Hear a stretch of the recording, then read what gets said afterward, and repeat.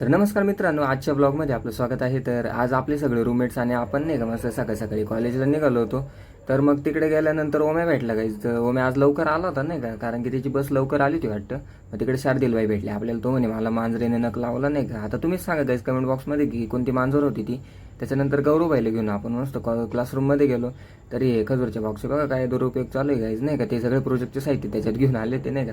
मग त्याच्यानंतर तुमच्या भावाने थोडंसं संशोधन केलं नाही का, म्हणजे डायरेक्ट एक लाईट लावला गाईज तुमच्या भावाने बॅटरीवरती नाही का. तेव्हा कसं ग्लो करतोय. तर गाईज तेवढं झाल्यानंतर आपण सगळे लेक्चर वगैरे केले नाही का, एकदम प्रॉपर मस्त सरांनी जे लिहून दिलं होतं ते मस्त आपण उतरायला काम करत होतो गाईज आपल्या वहीवरती. मग काय परत त्याला थोडंसं आपण त्रास दिला गाईज, कारण की त्याने टकली केली होती. मग त्याला नाही का, कारण तो रिझनच सांगत नव्हता यार. त्याच्यानंतर मस्त थोडासा फोटोबा केला. मग कॉलेजच्या बाहेर गेलो तर ओम्या मस्त रील दाखवत होता आपल्याला. मग रस पिता पिता थोड्याशा ओम्याचे रील्स वगैरे बघून आपण सगळ्यांना बाय बाय करून मस्त वर्कशॉपकडे गेलो. कारण की आपली जी गाडी तर तिचं डिसअसेंबल आणि असेंबलचं काम होतं आपल्याकडं. मग काय तेवढं काम वगैरे करून आपण नाही का बाहेर आलो. अध्यक्ष नमस्कार.